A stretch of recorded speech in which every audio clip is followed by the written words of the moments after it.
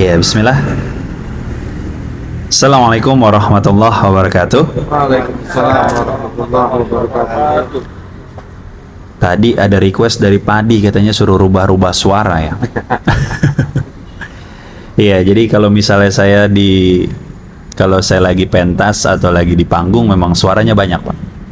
Jadi kita nggak usah banyak-banyak, suaranya 3, suara kita yang asli, terus suara kita yang kecil, atau sama suara yang besar.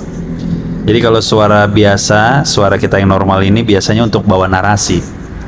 Ya, misalnya kita mau cerita tentang Fir'aun sama Nabi Musa. Kita cerita diawalinya dengan, teman-teman, ternyata dulu ada seorang raja yang zalim dan dia mengaku Tuhan. Dia punya perintah untuk membunuh semua anak laki-laki. Tapi ternyata ada satu orang anak laki-laki yang malahan dibesarkan oleh sang istri. Ketika dia memberi perintah, nah ini baru nih kita rubah suara jadi suara besar. Misalnya kita pengen jadi suaranya orang yang zolim, kita naikin suaranya jadi suara yang ngebas kayak bapak-bapak, cuman lebih ngebas lagi dan agak serak-serak dan lebih ke antagonis. Hei, para pengikutku, kalian harus cari semua manusia-manusia yang baru lahir, yang laki-laki harus mati. Dan suara-suara yang kecilnya itu bisa kita pakai untuk para prajuritnya. Baik raja, baik. Nanti kami akan cari ke seluruh desa, dimanapun ada bayi laki-laki pasti akan kita bunuh. Dan ternyata teman-teman, ada satu orang laki-laki yang masih bayi yang dihanyutkan di sungai yang ditemukan oleh Asiyah, sang istri dari Fir'aun. Nah, jadi kayak gitu. Suara-suara kita ganti untuk keperluan cerita. Cerita apapun itu bisa kita pakai. Dan sebenarnya untuk dongeng ini bukan cuman sekedar dongeng, tapi ilmu ini seharusnya dimiliki sama seluruh ustadz, ustazah itu harus memiliki ilmu ini, karena dongeng yang saya pahami itu adalah artinya teknik menyampaikan pesan dengan cara yang menyenangkan. Jadi siapapun itu audiensnya, mau anak kecil, mau anak-anak, mau remaja, dewasa, sampai orang tua sekalipun, insya Allah kita bisa menyampaikan pesan tersebut melalui cerita. Dan gak selalu monoton seperti layaknya guru dengan anak murid yang harus dengan tekstual book gitu ya. Tapi kalau misalnya kita buka Quran, itu harus tekstual karena sesuai dengan firman-Nya Allah Subhanahu wa taala. Dan kalau misalnya bapak-bapak, ibu-ibu masih ingat, saya selalu bilang kalau semuanya harus berlandaskan dari iman. Ada yang masih ingat nggak? Iman yang paripurna itu apa aja? Nah, iman yang paripurna ada yang masih ingat apa aja? Yang pertama, diucapkan dengan lisan, lakukan dengan perbuatan, dan ditanamkan dalam hati. Dan ini semuanya harus kita yakini bahwa semuanya harus landasannya iman. Karena kita sudah sangat hafal surat Al-Asr ya, yang dikatakan bahwa wal asri innal insana lafil husrin illal ladzina amanu wa amilus solihati wa tawassaw bil haq wa tawassaw bis sabr. Wahai demi masa, demi waktu, sesungguhnya kita ini dalam masa rugi, kerugian. Berarti semua manusia, innal insan, seluruh manusia rugi. Siapa yang gak rugi? Allah kasih sepil caranya. Ini saya udah pernah kasih tahu, sekarang saya reminder aja. Allah sepil caranya, illal ladzina amanu, kecuali orang-orang yang beriman. Jadi Allah sudah kasih tahu caranya biar kita gak rugi. Yang pertama, iman. Setelah kita beriman, baru wa amilus solihat. Seperti yang tadi Pak Adi bilang, Kak Yoga belum berangkat ke NTT. Saya bilang belum. Dan dinamika lokasi bencana, kebanyakan orang-orang lompat langsung amilus solihat, melakukan amal soleh tanpa dilandasi dari keimanan. Kenapa Kak Yoga bisa bilang seperti itu? Karena biasanya saya kalau di lokasi bencana ngajak orang-orang sholat susahnya minta ampun. Tapi kalau ngajakin nolongin orang, langsung semuanya geraknya cepat banget.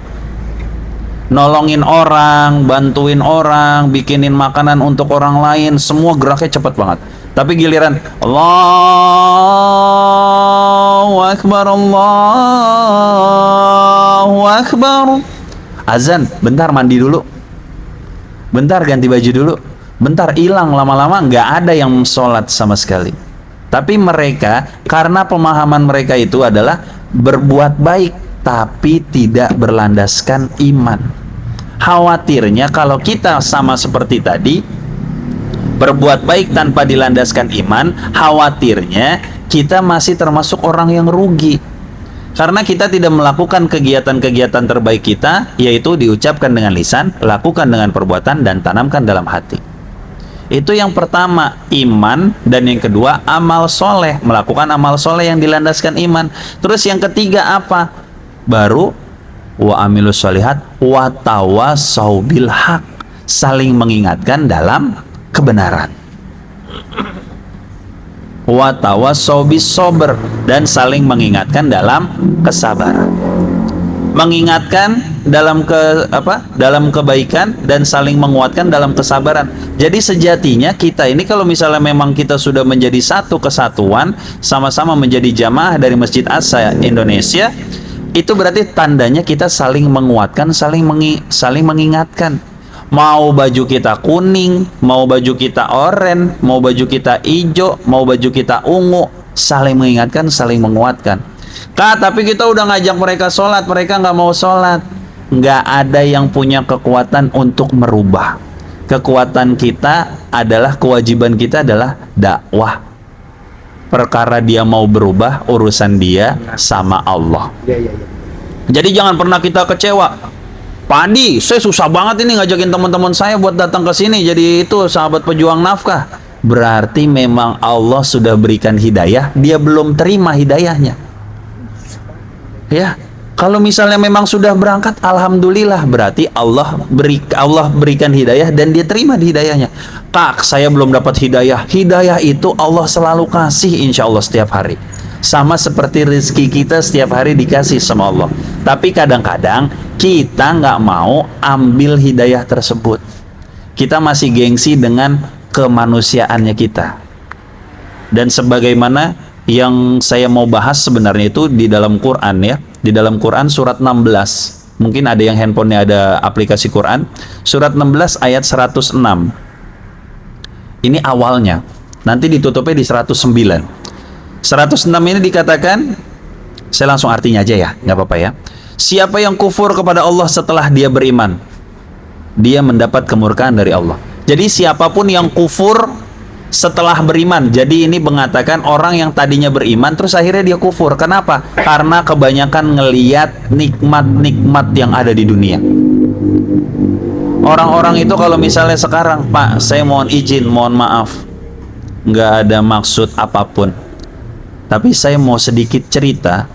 Dulu itu Qarun itu termasuk orang yang taat beribadah, dan dia minta tolong sama Nabi Musa, doa minta sama Allah supaya saya bisa jadi orang yang cukup hartanya, agar saya nanti bisa sedekah yang banyak, agar saya nanti bisa bantu orang, agar saya nanti bisa, nah kayak gitu. Dan mungkin dia ketika dapat cobaannya menjadi orang yang ekonominya menengah atau cukup dalam kesederhanaan, dia masih ngerasa kurang dan itu menjadi cobaannya. Tapi ternyata ketika ekonominya menengah ke atas, akhirnya dia tidak pernah merasa kurang, tapi dia merasa memiliki. Ketika datang orang las, orang Baitul Mal datang minta infaknya, dia bilang, loh kenapa minta infak sama saya? Sini dari pagi saya yang bikin, ini saya yang jual, ini saya yang bikin sistemnya, saya yang dapat. Kenapa kamu tiba-tiba datang minta sekian? Ini semua hasil jerih payah saya. Dan ternyata bukan hanya keterbatasan harta aja ujiannya, kebanyakan harta juga bisa jadi ujian. Mungkin sekarang Allah sedang melihat kita bahwa kalian kayaknya belum sanggup untuk mendapatkan ujian kebanyakan hartanya. Jadi cukup saja dulu. Cukup aja dulu. Dan Rasulullah Shallallahu Alaihi Wasallam pernah berkata bahwa suara sendalnya si Bilal, suara trompa si Bilal itu terdengar di surganya Allah. Padahal Bilal ini bukan termasuk saudagar, Bilal bukan termasuk darah biru, Bilal bukan termasuk orang-orang yang diperhatikan dari sisi nasab keluarganya. Tapi suara trompahnya, suara sendalnya itu terdengar di masjid, di surganya Allah. Dan ada sahabat Rasulullah SAW, Abdurrahman bin Auf.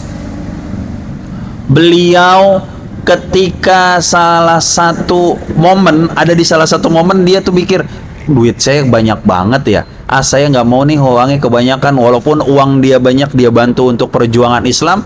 Dia waktu itu sempat beli satu buah yang busuk dan banyak sekali dibelinya. Dia mikir biar bangkrut gitu. Dan ternyata Allah berkehendak lain, Allah turunkan wabah penyakit yang mana obatnya adalah buah busuk tersebut. Niatnya mau rugi, malah untungnya makin banyak. Dan kenapa dia pengennya hartanya dihabiskan untuk jalan Allah? Karena Rasulullah pernah berkata, Abdurrahman bin Auf juga nanti masuk surga, tapi paling belakangan. Kenapa kak? Karena harta yang kita punya itu nanti ditanyanya luar biasa. Misalnya nih, salah satu dari kakak-kakak, abang-abang kakak semua yang hadir di sini punya sepatu lebih dari 5 pasang aja, atau mungkin lebih dari 2 pasang, tapi yang dipakai cuma 1 pasang. Yang 2 pasang ini setelah 40 hari tanpa dipakai sama kita, itu nanti akan laporan sama malaikat. Wahai malaikat, ini si fulan beli doang sepatu tapi nggak pernah dipakai. Sekalipun dipakai nanti juga akan bersaksi, wahai malaikat, aku dipakai tapi nggak dipakai ke masjid, aku dipakainya malah ke tempat-tempat yang lain. Kebayang nggak kalau misalnya kita nanti, misalnya nih, Pak Adi bilang, teman-teman SPN nanti hari Rabu atau hari Kamis kita akan ketemu sama wali kota. Kira-kira penampilan kita masih kaos begini nggak? Oh enggak dong. Nah, Parlente. ya kan? Seenggaknya kita walaupun tetap kaos, jaketnya kita cuci wangi dengan nota apa? Dengan identitas driver kita masing-masing. Pasti kita pengennya seperti itu. Tapi apakah kita juga akan selalu seperti itu ketika kita datang ke masjid? Apakah kita juga akan selalu seperti itu ketika kita berjumpa orang-orang di majelis ilmunya Allah? Wallahu a'lam bishawab. Kembali pada diri kita masing-masing. Dan kembali lagi di ayatnya, kecuali orang yang dipaksa mengucapkan kekufuran sedangkan hatinya tetap tenang dalam keimanannya. Kak, ini maksudnya mau ngejelasin apa sih kak? Sebenarnya ini adalah awalan dari ayat di selanjutnya. Dzalika bi annahu mustahabbul hayatad dunya 'alal akhirah. Jadi orang-orang yang seperti tadi yang rela kufur, rela kafir setelah dia beriman, itu adalah yang demikian itu disebabkan mereka lebih cinta kehidupan di dunia daripada akhiratnya. Sesungguhnya Allah tidak memberi petunjuk kepada orang-orang yang kafir. Nauzubillah min zalik. Kak, berarti salah dong kalau kita cinta sama dunia, takut sama mati. Bapak Ibu, ada nggak yang hari ini atau seminggu ke belakang dapat kabar duka? Ada nggak?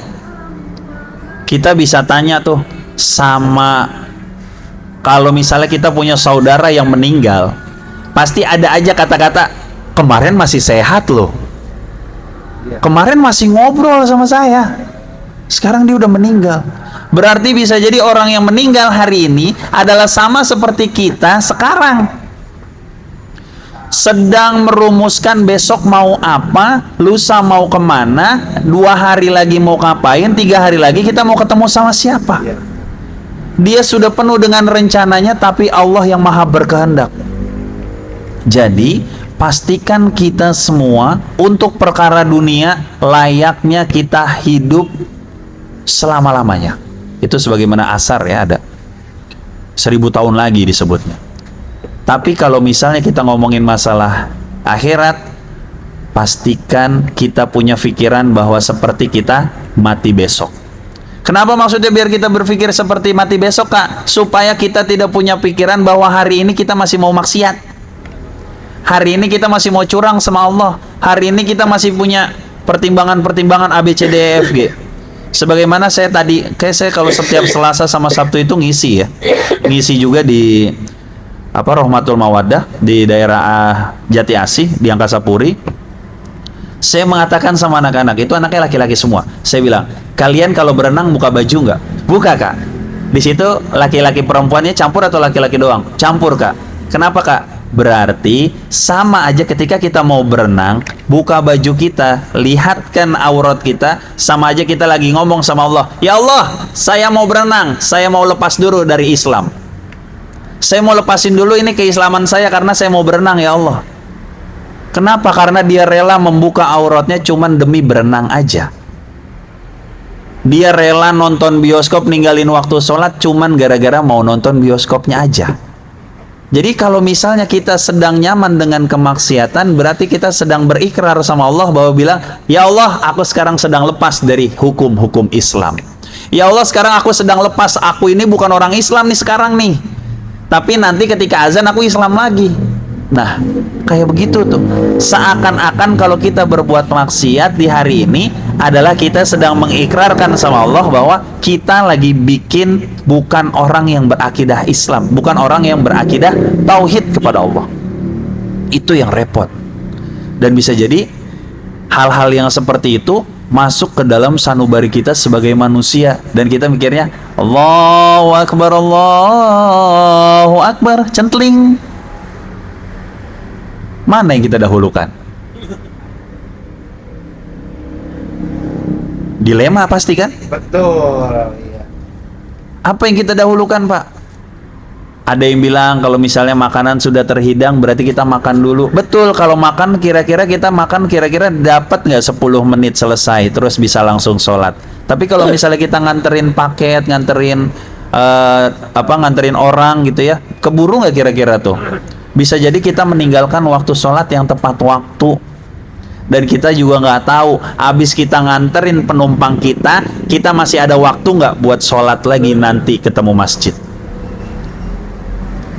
Saya jadi ingat beberapa minggu yang lalu saya pulang dari Kuantum, Pak Adi. Saya pulang dari Kuantum sekitar jam 1 malam.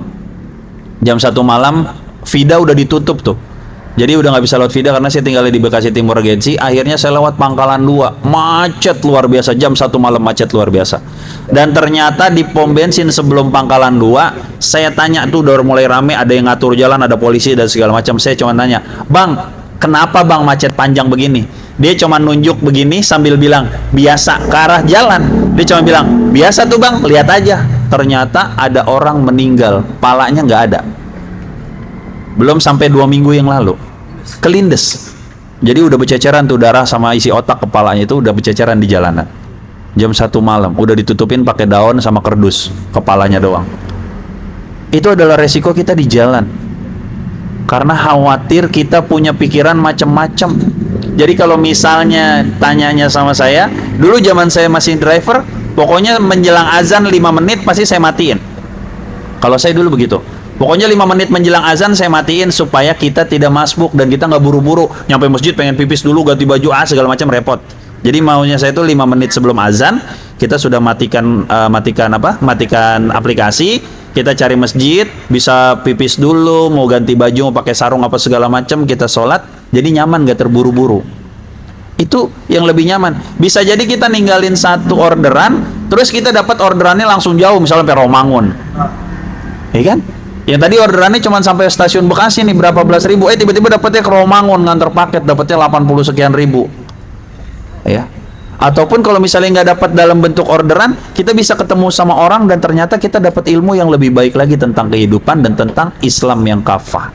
Berarti memang Allah sedang ngedrive kita untuk menjadi lebih baik lagi. Itu untuk orang-orang yang Tadi orang-orang yang demikian tadi adalah orang yang cinta sama dunia. Ngeri banget tuh. Yang mana sih orang yang cinta sama dunia?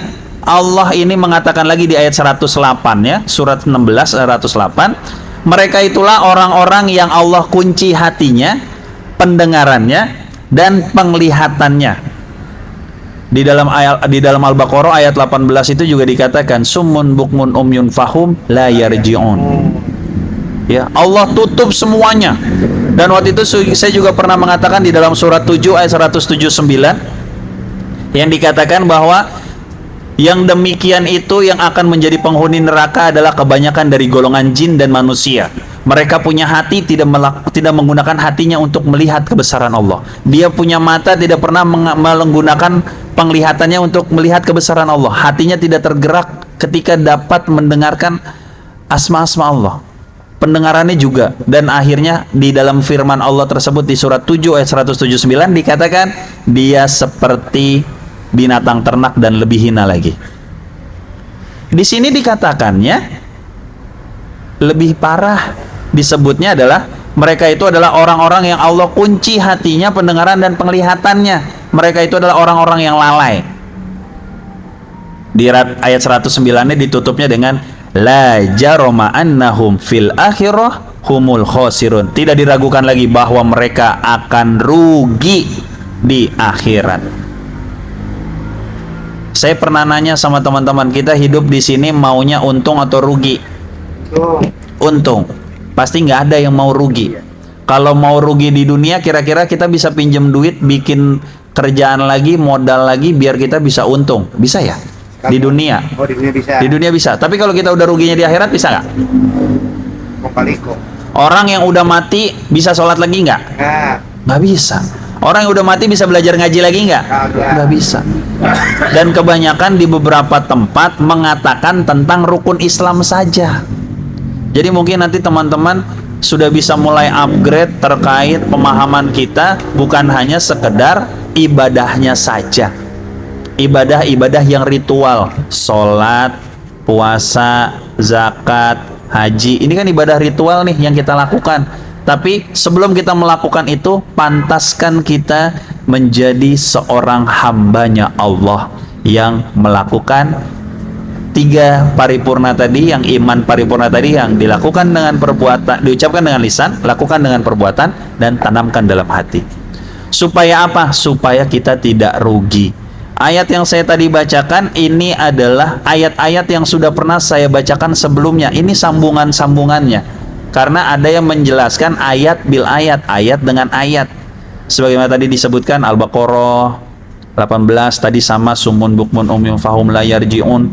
Terus di sini juga dikatakan yang tenang sebagaimana di surat Al-Fajr, ayat 27. Ya Tuhan nafsul mutmainnah, wahai jiwa-jiwa yang tenang. Insya Allah kita nanti semuanya pengen tutup mata dalam keadaan tenang. Insya Allah kita juga Allah pantaskan kita semua tutup mata dalam keadaan husnul khotimah. Ya, Kak, kita ini hanya driver, apakah bisa kita menjadi orang-orang yang husnul khotimah? Bisa. Nggak ada yang pandang kastanya. Bisa. Bilal bin Rabah itu mantan budak, tapi suara sendalnya terdengar di surganya Allah.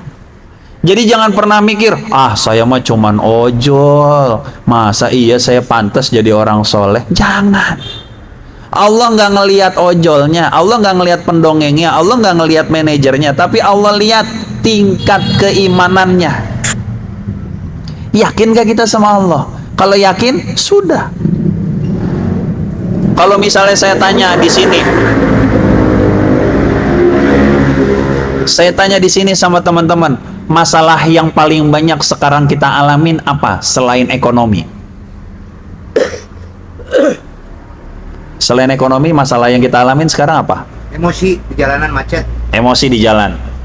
Ekonomi, emosi di jalan. Biasanya ekonomi sama hubungan harmonisan ke rumah tangga biasanya ini jadi satu paket nih. Nempel itu. Ya, biasa jadi satu paket nih. Ya kan? Tapi kalau misalnya kita fahamin ada satu ayat disebutnya begini. Ini saya udah pernah sebutkan juga. Ya ayyuhalladzina amanu dkhulu fis silmi kafah wa la tattabi'u khutuwati syaiton innahu lakum aduwwum mubin. Wahai orang-orang yang beriman, masuklah kalian ke dalam Islam secara keseluruhan.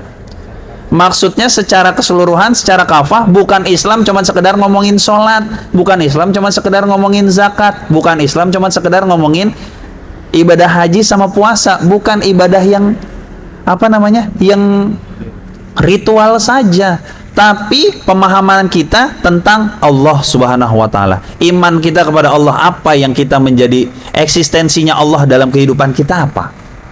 Apakah setiap dapat rezeki kita selalu ngomong?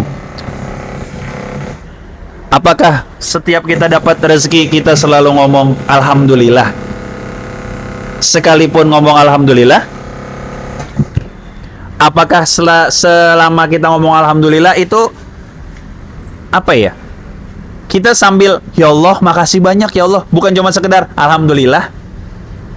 Kalau misalnya kita cuma sekedar alhamdulillah, berarti rasanya sama aja seperti binatang ternak tadi, atau seperti burung beo yang pernah saya ceritain dulu. Iya kan? Burung beo bisa nggak ngulangin kata-kata kita? Assalamualaikum, assalamualaikum, selamat datang, selamat datang. Dia bisa ngomong kayak gitu. Tapi apakah dia tahu artinya assalamualaikum?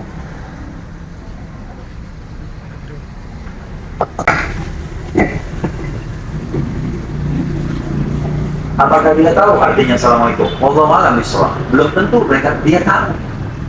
Dan khawatirnya kita mengucap alhamdulillah, tapi kita nggak tahu maksudnya alhamdulillah. Khawatirnya kita ngomong Allahu Akbar, tapi kita nggak tahu maksudnya Allahu Akbar. Saya juga pernah berkata dulu zaman Rasulullah SAW, sahabat ketika mendengarkan kalimat La ilaha illallah bergetar, beritik. La ilaha illallah bukan cuman sekedar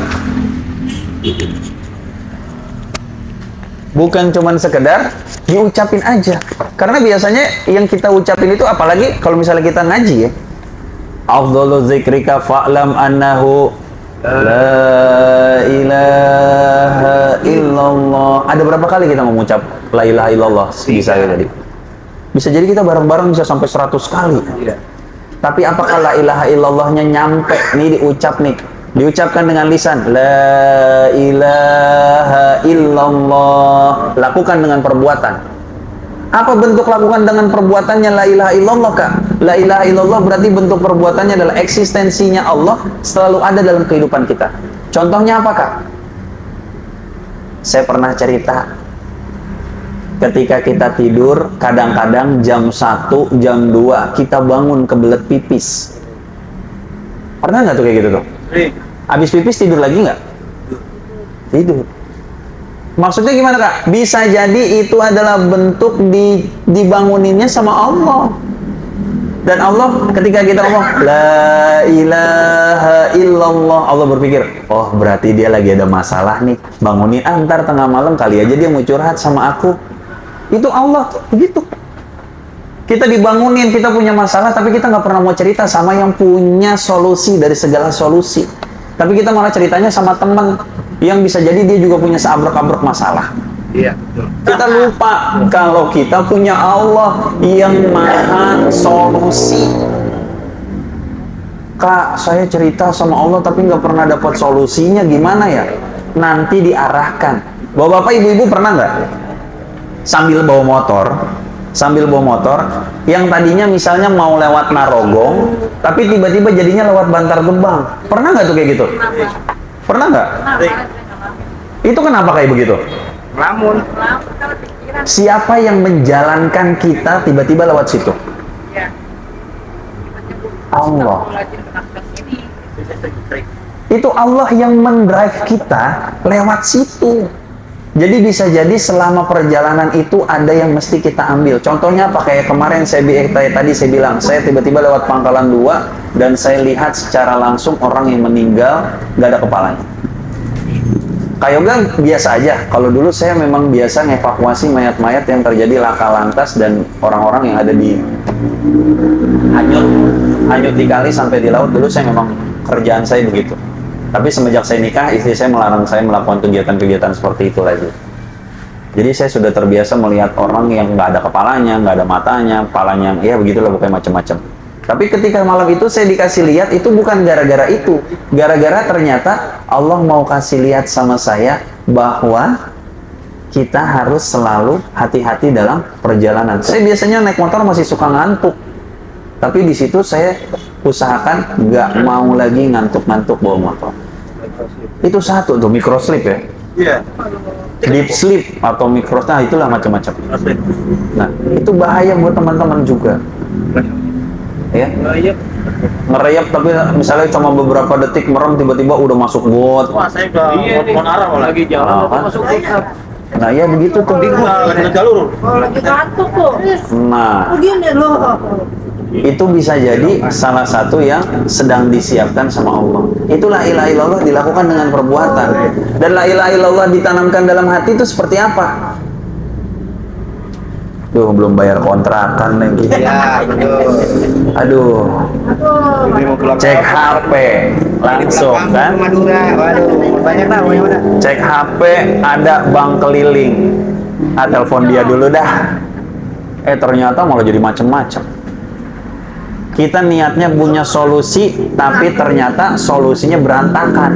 Karena kita lupa minta sama yang maha punya solusi. Kita cerita sama temen, bisa jadi teman kita belum tentu tahu jawabannya. Kemudian pusing juga. Teman kita masih pusing. Dan itu bisa jadi bukan representatif bentuk kita menjalankan la ilaha illallah dalam kehidupan kita. Allahu Akbar. Allah Maha Besar. Berarti kita kecil atau gede? Kecil. Ya udah, kita udah nggak ada tempat untuk sombong lagi di dunia. Jadi kita jangan pernah merendahkan diri kita juga. Saya mah cuman ojol kah, malu. Jangan.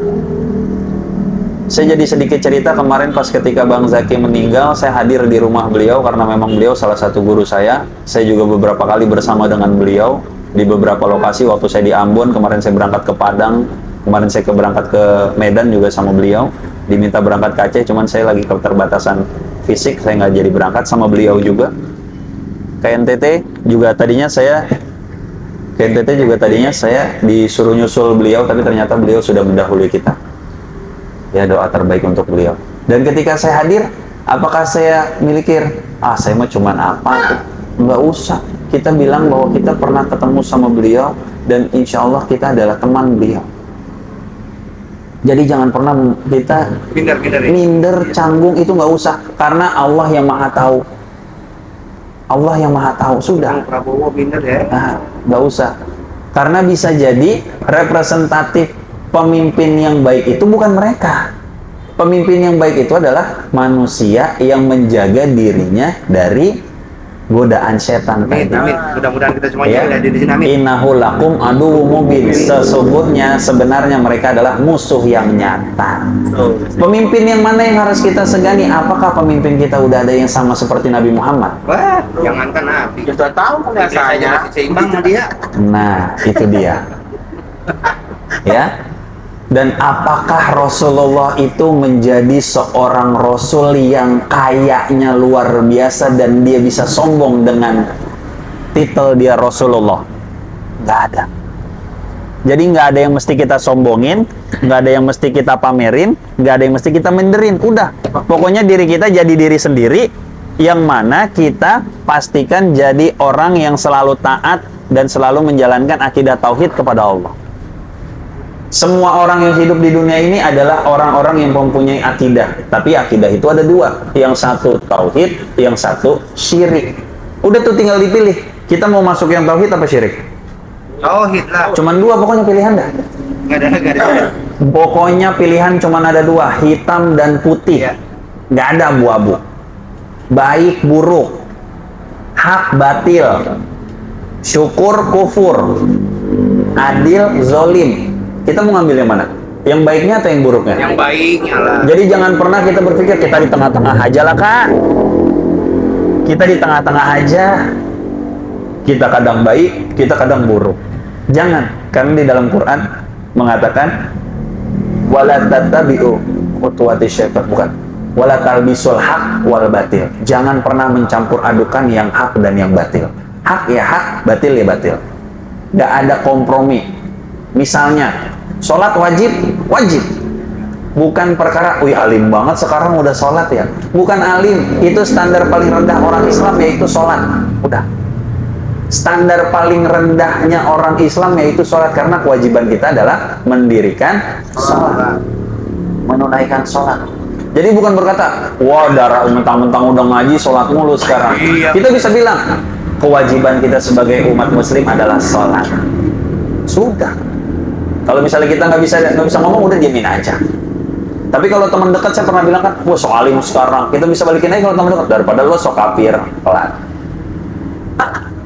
Ya kan? Kalau teman dekat mah nggak apa-apa, ya kan? Kan kadang-kadang dia nitip sholat lah, nitip wudhu lah, nitip repot. Langsung. Iya. Rajal. Wah coba itu. Temen deket. Jadi pastikan kita tidak termasuk orang-orang yang merugi di dunia sampai ruginya di akhirat. Amin, amin Allah. Ya, jangan sampai kita di dunia sudah keterbatasan, di akhirat kita juga tidak punya bekal. Nauzubillah min dzalik. Ya. Jadi buat teman-teman semua, saya minta maaf atas segala keterbatasan. Intinya kita jangan pernah minder, kita jangan pernah canggung, kita jangan pernah takut. Pastikan kita semua yakin kita ini adalah manusia yang Allah ciptakan, yang mana kita termasuk makhluk mulia yang ditutup sudah nabinya sama Nabi Muhammad SAW. Jadi nggak ada lagi tuh yang bisa ngaku nabi, ya. Nabinya udah tinggal terakhir, nabinya Nabi Muhammad. Antar tiba-tiba ada yang ngaku Nabi Alek lah, antar tiba-tiba ada yang ngaku Nabi siapa lah, udah nggak ada pokoknya. Nabi terakhir udah ditutup sama Nabi Muhammad. Yang ngobrol sama malaikat mana? Hah? Yang ngobrol sama malaikat. Ngobrol sama malaikat? Ya mungkin dia di WhatsApp kali. Iya. Mau gufur? Iya, wallahu alam terkait itu ya. Karena zaman dulu itu pernah terjadi. Dan zaman sekarang apakah bisa terjadi lagi? Bisa. Sangat mungkin. Zaman Nabi Musa ada raja yang zolim. Zaman Nabi Ibrahim ada raja yang zolim. Zaman Nabi Daud ada raja yang zolim. Hampir semua zaman para nabi itu ada para pemimpin yang zolim. Apakah zaman sekarang tidak ada? Ada banyak. Allah Banyak. alam bisa. Berarti memang itu semuanya selalu terjadi dan diulang lagi. Jadi kita nanti tinggal pikirin apa yang waktu itu dilakukan sama Rasulullah ketika ini terjadi. Apa yang dulu pernah dilakukan sama nabi-nabi terdahulu ketika ini terjadi. Jadi nanti itulah pentingnya kita bisa saling mengingatkan dan saling menguatkan. Dan pastinya kita belajar dasarnya dua, dari Quran dan hadis. Karena kita termasuk umatnya Nabi Muhammad yang mengatakan bahwa berpegang teguhlah kalian kepada dua, yaitu Quran dan hadis. Kalau misalnya kita ngaku umatnya Nabi Muhammad tapi kita nggak mau baca Quran, berarti kita bukan termasuk umatnya Nabi Muhammad. Kalau kita ngaku-ngaku umatnya Nabi Muhammad tapi kita males buka Quran, berarti bisa jadi kita bukan umatnya Nabi Muhammad. Ngaku-ngaku doang, cuman beli bajunya kami umat Nabi Muhammad, beli macam-macam, tapi belum tentu itu terrepresentatif dalam kehidupan kita sehari-hari. Karena Nabi Muhammad kalaupun misalnya masih hidup, dia nggak mau kok diangkat-angkat seperti itu. Nabi Muhammad itu semuanya ridho luar biasa. Ya, bapak-bapak, ibu-ibu juga pasti tahu cerita Nabi Muhammad sama pengemis buta, cerita Nabi Muhammad sama nenek-nenek yang setiap hari nyiremin kotoran, segala macam. Apakah Nabi Muhammad marah memerangi mereka? Nabi Muhammad mengelus dada. Waktu pertama kali Nabi Muhammad mau hijrah sebelum ke Madinah, ya sebelum ke Yasrib dulu ke Taif, ditimpukin batu sampai berdarah-darah. Ditanya sama malaikat Jibril, ketika engkau berkehendak engkau doa, maka akan kutebalikan gunung di sini, di bukit itu ke situ, ke Taif tersebut. Terus kata Rasulullah apa? Jangan. Bisa jadi mereka belum tahu. Dan sekarang Taif menjadi salah satu daerah yang Islamnya paling kuat di dunia. Daerah Taif. Jadi semua orang punya waktu untuk berproses. Ya, bisa jadi ini teman-teman sekarang jaketnya mah ojol biasa. Tapi bisa jadi di rumah semuanya udah pada jadi alim ulama di rumah. Amin, amin, amin. Kerja mah jadi ojol mah nggak masalah, Pak. Saya sampai saat ini aja juga masih jadi supir tembak kok. Ya, suka ngangkatin aqua, suka ngangkatin minuman-minuman kayak gitu ya, bantu-bantuin orang, nggak masalah. Asal semuanya halal, kita dapatnya juga orang ridho, selesai. Jangan sampai kita bawa pulang uang banyak-banyak tapi orang nggak ridho dan itu bukan bentuk yang halal. Nauzubillah min dzalik. Ya, dari saya mungkin cukup seperti itu. Soalnya dari tadi udah pada ngeliat ke sono Oh semua iya kan. bener tuh, iya tuh, iya, Ke iya. sono tuh ada termos nasi, ada Tahu air ditutupin. mineral tuh. Udah pada ke sono semua. Iya, iya. Apa? Hah? Ayo, makanannya. Coba itu. Coba itu. Iya, dari saya cukup. Terima kasih banyak. Saya mau ucapin banyak-banyak terima kasih sama teman-teman semua. Semoga dalam kita berkumpul, kita semua dalam keadaan sehat walafiat. Semoga dengan kumpulnya kita, saudara-saudara kita yang sakit, Allah sembuhkan sakitnya. Dan selama sakit, Allah juga hapus dosa-dosa di masa lalunya. Dan bagi orang tua kita yang sudah mendahului kita, anak kita yang sudah mendahului kita, dan saudara-saudara kita yang sudah mendahului kita, semoga Allah lapangkan kuburnya. Semoga Allah terangi kuburnya. Dan semoga Allah juga hapus dosa-dosanya. Dan Allah juga hapus siksa kubur atas keluarga kita. Dan semoga kita juga yang sekarang memiliki hutang, Allah segerakan hutang-hutangnya lunas. Amin, amin, amin. Ada masalah dengan keluarga, masalahnya diselesaikan dengan cara kita semakin dekat kepada Allah Subhanahu wa taala. Dari saya cukup. Sebelum saya tutup, boleh kita sama-sama baca suratul Fatihah untuk kita semuanya. Al-Fatihah. Auzubillahiminasyaitonirrajim. Bismillahirrahmanirrahim. Alhamdulillahirabbil alamin. Arrahmanirrahim. Maliki yaumiddin. Iyyaka na'budu wa iyyaka nasta'in. Ihdinas siratal mustaqim. Siratal ladzina an'amta 'alaihim ghairil maghdubi 'alaihim waladdallin. Amin. Dari saya cukup. Terima kasih banyak. Jazakumullah khairan katsir. Assalamualaikum warahmatullahi wabarakatuh. Waalaikumsalam warahmatullahi wabarakatuh.